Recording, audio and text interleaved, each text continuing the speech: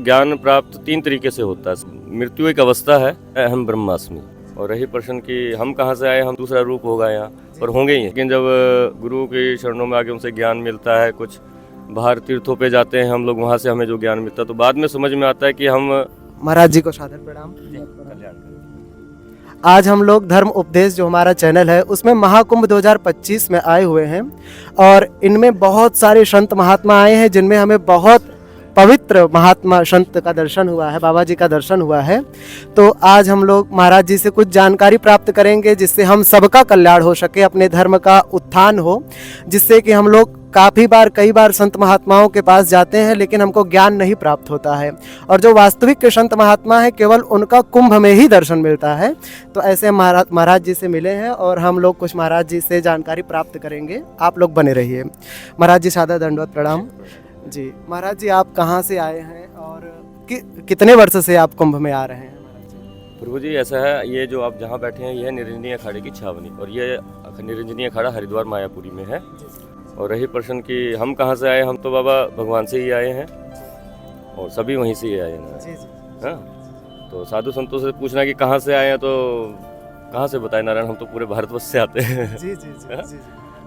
जैसे कि महाराज जी आपका अखाड़ा जहाँ पे है तो आप लोग केवल ज़्यादा करके लोग कहते हैं कि साधु महात्मा कुंभ में ही दिखाई देते हैं, तो ऐसे आप लोग हमेशा कहाँ पे वास करते हैं, ये प्रश्न बहुत लोगों का है। देखिए यहाँ आप जितने भी साधु संत देख रहे हैं ये तो एक हमारे साधक पे है। जिन महात्माओं की आप चर्चा कर रहे हैं, दिव्य महात्माओं की, वो खास समय में मुहूर्त होता है जैसे स्नान के समय पे, तो उसी टाइम वो इसी में ही प्रवेश करते हैं। वो कहाँ से आ रहे हैं, कहाँ को जा रहे हैं नारायण, हमें खुद को पता नहीं रहता इस चीज़ के। कि वो दिव्य आत्मा है नारायण, कहीं से प्रकट हो कहीं को चले जाए, कुछ समझ में नहीं आता नारायण। अभी यहाँ जितने भी हैं सब हैं, देखिए कुछ ही नागा यहाँ लोग बैठे हैं, लेकिन उस दौरान कहाँ से आते हैं ये हमें नहीं पता लगता नारायण, क्योंकि हम खुद नहीं जानते। वो हमें पहचानते कि आपका नाम ये है, आपका नाम ये है, लेकिन हम उनको नहीं जानते कहाँ से। तो इस विषय में तो वो तो भगवान जाने, या फिर आप उसमें बीच में आप उनको किसी से पूछिए उसी दौरान। महाराज जी जैसे बहुत सारे लोग आपसे मिलना चाहें अगर अगले कुंभ में, तो आपका यहीं पे अखाड़ा लगता है या फिर इसी अखाड़े में आप लोग हमेशा दर्शन देंगे? कि व्यवस्था के ऊपर बात है, वो कहाँ प्रशासन कहाँ क्या करता है वो तो उनके ऊपर रहेगा ना नारायण। प्रशासन की व्यवस्था आपको सही लगी महाराज जी? उत्तम व्यवस्था है नारायण, सब बढ़िया है, सब व्यवस्थित चल रहा है, कोई दिक्कत नहीं है नारायण जी। जैसे महाराज जी बहुत सारे हमारे दर्शक मिलेंगे जो आपके बारे में जानना चाहेंगे कि कब से आप संन्यास मार्ग में हैं और संन्यास की क्या प्रक्रिया है, ऐसा कुछ आप बताना चाहें? संन्यास बाबा ऐसा है कि शुरू में तो कुछ समझ में नहीं आता, लेकिन जब गुरु के चरणों में आके उनसे ज्ञान मिलता है, कुछ बाहर तीर्थों पे जाते हैं हम लोग, वहाँ से हमें जो ज्ञान मिलता है तो बाद में समझ में आता है कि हम कहते हैं कि मृत्यु एक अवस्था है। हम युगों युगों से साधना ही करते आ रहे हैं, हमारा भगवान से शायद यही मांगना रहा है कि हमें भगवान आपकी भक्ति दे, तो सिर्फ हम भक्ति के लिए ही यहीं आते हैं नारायण। हाँ, मृत्यु एक अवस्था है, यहाँ से तो फिर हम आगे जाएंगे, फिर दोबारा यहीं मेले में आएंगे, दूसरा रूप होगा यहाँ पर होंगे ही यहीं। जी जी जी, बहुत बहुत धन्यवाद महाराज जी आपका।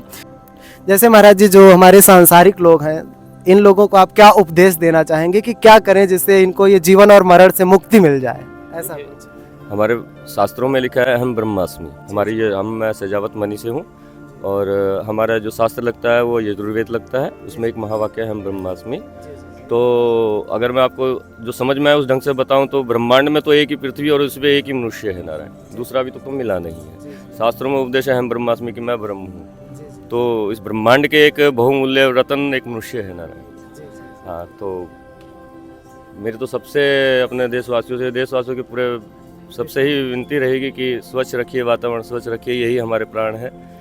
अगर इसको दूषित करेंगे तो आने वाला समय फिर हमारे लिए बहुत घातक सिद्ध होगा नारायण। बच्चों को अच्छा ज्ञान दीजिए, संस्कार दीजिए, ताकि वो अपने देश और अपने समाज को आगे लेके जाए, विश्व स्तर पर अपना एक सनातन का आगे बढ़ाएं इसको। जी महाराज जी, बहुत सारे लोगों से हम लोग मिलते हैं जो तरह तरह का पाप आचरण करते रहते हैं, उनको लोगों के महात्माओं की बात समझ में नहीं आती है महाराज जी, तो उन लोग के लिए क्या करेंगे कि वो लोग जो ऐसा कर्म कर रहे हैं उनको कुछ आप निर्देश दे दीजिए, उपदेश दे दीजिए, जिससे वो लोग त्याग करें। हम लोग की बात तो नहीं मानते लोग, लेकिन आप जैसे श्रेष्ठ महापुरुष की बात सब लोग समझते हैं, मानते हैं, तो आप क्या उपदेश देना चाहेंगे उन लोगों को कि जिनसे उन सब का? देखिए, मैं आपको एक दूसरे तरीके से समझाता हूँ। ज्ञान प्राप्त तीन तरीके से होता है। समय से पहले का ज्ञान माता पिता कराते हैं कि बेटा ये कर लो, आपको आगे जाके अच्छा मिलेगा, ये होगा। सुन लेते हैं तो अच्छा है, नहीं सुनते हैं तो बीच मध्यम में फिर हमारे जैसे महात्मा टकरते हैं तो उनको हम वो फिर हमसे बोलते हैं ये हो गया वो हो गया, तो हम उनको भी ये मार्ग दिखाते हैं। उस टाइम वर्तमान में वो क्या कर रहेंगे तो उसको हम मार्ग बताते हैं कि आप ये कर लीजिए, आपका ठीक होगा। मानते तो ठीक है, नहीं तो फिर तीसरा ज्ञान ये जगत कराता है, जो कि बहुत बुरी तरीके से ज्ञान कराता है। हाँ, जगत नहीं कराएगा तो ये प्रकृति ज्ञान कराएगी। मौसम परिवर्तन कहाँ सब उथल पुथल हो रखा है नारायण, आप देख रहे हैं, तो वैसे ही खत्म कर देगी प्रकृति। तो सतर्क रहिए, सावधान रहिए, मैया है प्रकृति, क्रोधित ना कीजिए इसे, और सब मिलजुल के बढ़िया अपना सब। नदियाँ कितना देखो आप, क्या है, पर्वत खा गए हम लोग, नदियाँ दूषित कर दी हैं, वन खा गए, तो फिर हम अपने आप को कहते हैं कि हम धरती हमारी माता है। कितना पाप। हाँ, अब समझ में नहीं आता तो वो फिर वो महाराज फिर वो दंडित होकर समझ में आएगा उनको। और प्रकृति का नियम है कि जो दंड करता है तो उसको खुद वो दंड नहीं देती, उनके बच्चों से उनको दंड दिलवाती है, छोटों से दंड दिलवाती है। हाँ, बहुत अच्छा लगा महाराज जी आपसे बात करके, और हम सभी दर्शकों से अपने चाहेंगे कि पूज्य महाराज जी का जो भी आपने वचन सुना है उसको अपने जीवन में उतारें, जिससे आपका कल्याण हो सके। हर हर महादेव।